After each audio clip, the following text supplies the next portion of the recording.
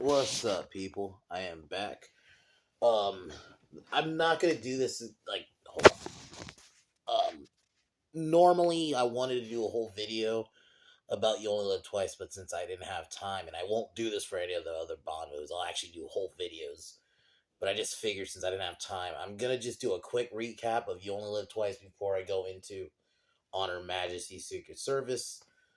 Um, I really enjoyed You Only Live Twice. This was Bond at the time. This was Connery's last Bond movie, and you also had Donald Pleasance as Blofeld. Basically, the plot was Blofeld wanted to cause World War III, essentially, by stealing spacecrafts from both American and Russian, so they can kind of blame each other.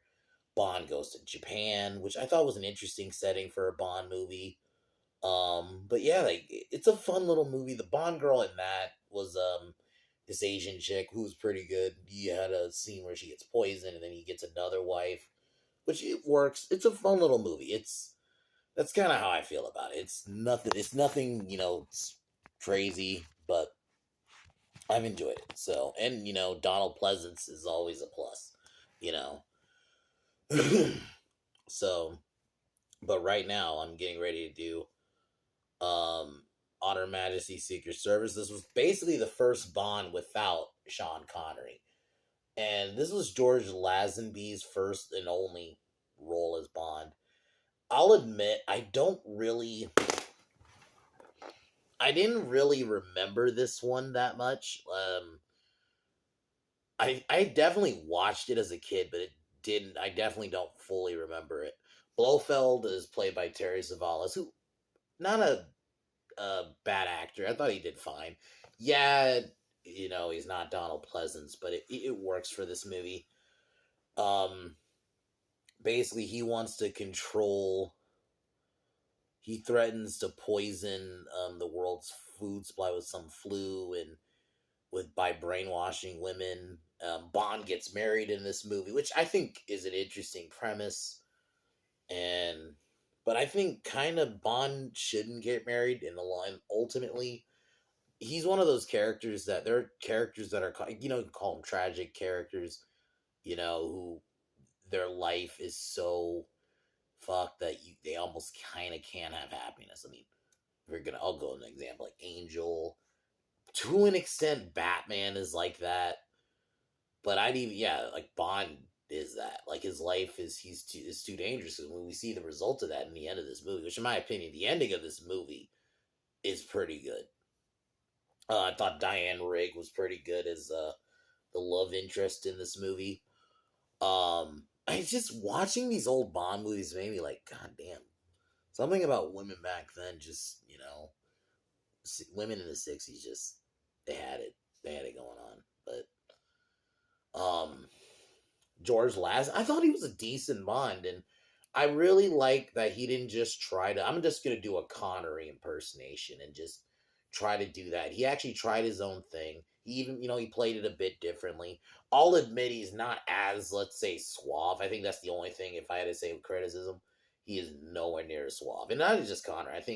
I thought Pierce Brosnan had it. Even Roger Moore. I thought they were pretty suave. So, but yeah, I think that's the only weak aspect of Bond that um, Lazenby didn't get right. But the action scenes, some of the fights aren't that great, but it's fine. It doesn't ruin the movie. So, but overall, Honor Majesty Secret Service is a fun little movie. I think my only big negative is that I would have cut 20 minutes out. I think there's some scenes where, especially that middle, like a little bit in the beginning to the middle section of the movie, where I just felt like it was dragging a little bit, like it was just like, okay, there was some points where I'm like, can we finally get to um to Blofeld? Like, that was like my only part. I just felt like there was points where it was dragging a bit, but it was overall a fun movie. It's another fun entry. I thought Lazenby played it differently enough where he wasn't just a fucking.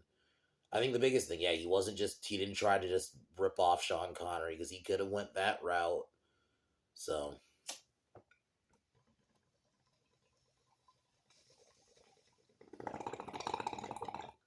So, but if I were to rate this one, 7 out of 10. It's not. It's definitely like not one of the best entries. I had fun with. And I thought Terry Savalas did a decent job as Blofeld. Yeah, he's not Donald Pleasance, but I thought he did a decent job, and he got the look right.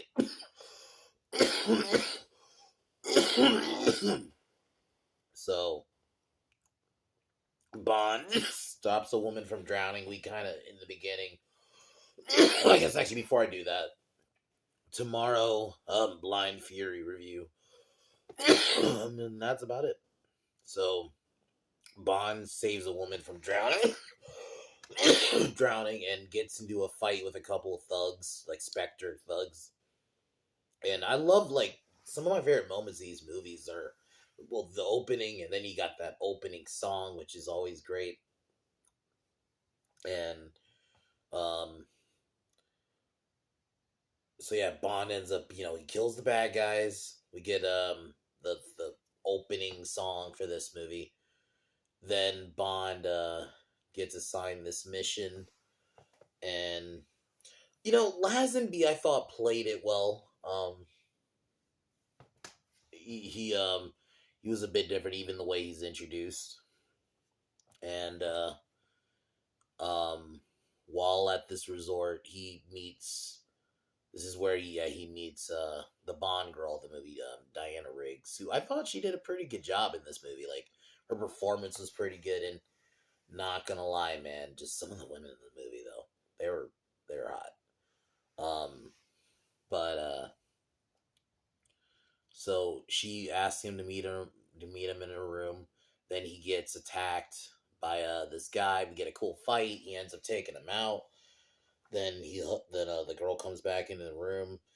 There are definitely things in these movies that are very un PC. Like Bond will punch a bitch. Like he will hit a woman if he has to. Like they don't they don't hesitate like with shit like that. Like nowadays, like I mean, even now, they're fucking weirdos who say like, "Oh, some things that Bond does is outdated." Like get fucked. But yeah,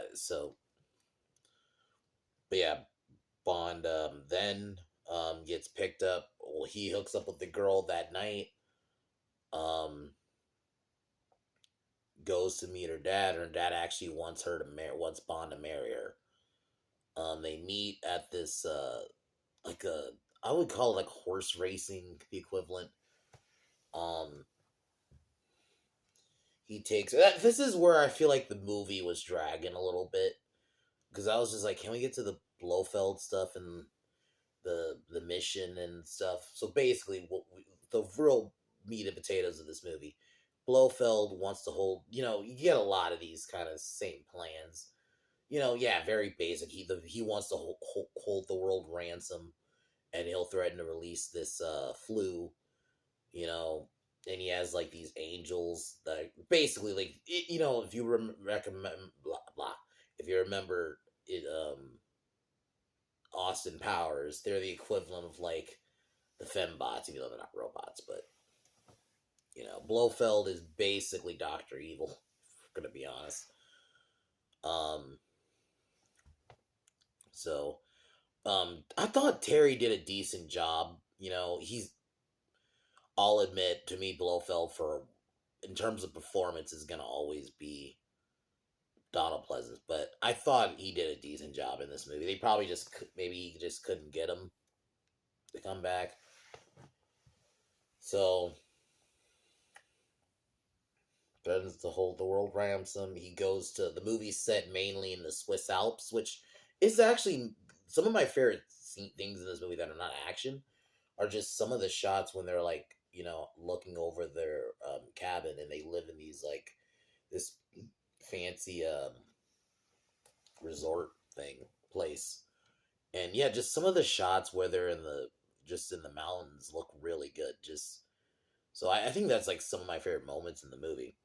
So throughout the movie, Bond starts falling for the girl, for Diana. I'm just gonna call her Diana. Blofeld threatens to release this flu, which can, which is, if these old Bond movies, fuck things up, and he threatens the world government.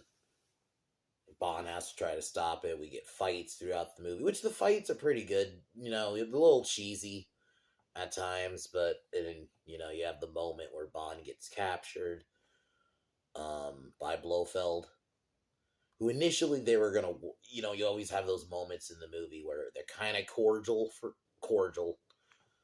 you know, and the Bond manages to get free. This is where, because there's a portion of the movie you don't see Diana for a bit. Um, um, there's a chase. Bond runs into Diana again. They get in her car. We get a shootout in the car, but they manage to get away. Um, we get a ski action scene, which I'll admit I can't really fault.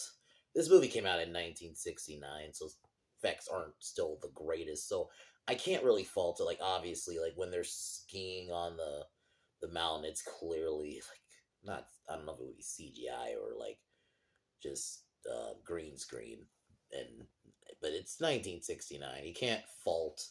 It's not gonna be the best editing, so I don't really, when I review these movies or just in general any movie from that kind of era, I am never gonna really focus on the graphics or the CGI. It just, I'll focus on it when it's like maybe a movie set even like in 90, like in the early 90s, but when we're in 1969, obviously it's not gonna look the best.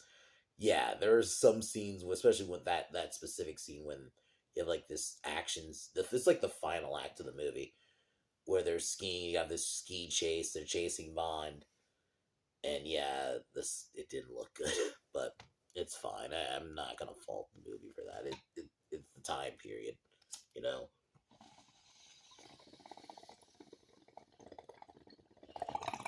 Like, I'm not gonna what I'll have it definitely will review this movie at some point. The original Key Cog from the night from 1933. Like, you can't fault that movie for not looking the best, you know. So, but Bond manages to get away. Oh, he confronts Blofeld, but Blofeld gets captured. Then the end of the movie, he gets married. Um, and this is where the section, like, you see, everything seems happy. Bond gets married. Is in his car. He's having the ride of his life. He sees the people passing by, but then Blofeld manages get sprung, and him and um, do a drive by on the car and manage to hit. They try to hit Bond, but they end up hitting Diana, and she dies. Which the ending is very dark. I think that ending is crazy. That's actually probably in terms of the Bond movies. I think this is probably my favorite so far in terms of ending. I think that is such a crazy ending. You think he's about to get married, and then just bam, she just gets killed. But Lazenby, and I actually think in this scene is probably the best scene in terms of performance. Like, somebody passes by and he's trying to play it off like, oh, she's sleeping, and you could see it in his face. It's like you could see the sadness. So I actually think he pulled it off here. So it would have been, don't get me wrong, you could argue maybe this movie would be very, who knows how would have been if Connery was still playing it, the role at this point. But I thought overall he did a decent job. He's not obviously going to be one of the best Bonds in the world for most people, but I thought he did a decent job, especially in this scene specifically. And so, yeah, overall, I enjoyed this movie. It's a fun little movie. Like that.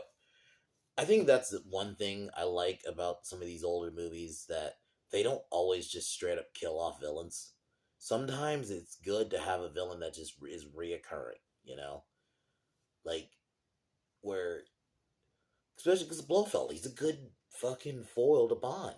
I would argue Blofeld of Bond's main enemies, most people know. just the name. And I thought Terry did a decent job. That's all I can really say. He did good. I like the concept. The stories, for me, the Bond stories are always kind of more the background. It's more about just the way he plays it. I love his dynamic with Penny. I think that's actually some of my Monty. That's like some of my favorite moments in the movie. It's just when he's talking to Monty Penny before he does anything. Q's fun. I like the tech moments. But yeah, it's a good Bond film. I would definitely say, if it depends on how much further we're going, but I would argue it's probably a middle with the one I would put in the middle. But yeah, it's definitely a good one. I think if Lazenby had got another opportunity, but I was apparently I was told that he was a headache backstage, behind the scenes, so that's why he never was brought back, which sucks. I think if he actually got another movie, I think he could have played it well. But yeah, Connery does come back in the next one, Diamonds Are Forever, which that's one I remember just because of the name, and I remember the song. So, but yeah, I'm definitely happy to continue down this Bond road. I can't wait till we get to Roger Moore, because I would say he's probably my second. It's between him or Pierce Brosnan as like my second. It might be Brosnan just a little bit, just because he's my Bond, like, of my era. You can some can say technically Craig is, but what I think Bond of my time, like, GoldenEye, Tomorrow Never Dies, even Die Another Day, even though that's not a, I wouldn't say it's terrible, but it's definitely more action-ish, like modern action, compared to like a traditional Bond film. But I had fun with it. So, but yeah, but Roger Moore was great. So I can't wait till we get to that era. But I'm always down for another Connery performance. So I can't wait to do that. But but I enjoyed our Majesty service. I thought it's a pretty fun little movie. So, on Her Majesty, it's a little bit of a long title, but it works. So I've already given it a rating 7 out of 10. So tomorrow, Blind Fury, which I feel like I've not seen it, but who knows? I could, for all I know, I watch it and I could. Oh, I actually have. I just don't remember it, but we'll see. I'll be reviewing that tomorrow. Hellraiser, Judgment on Thursday, and then I'm gonna try to see John Wick on Friday. And yeah.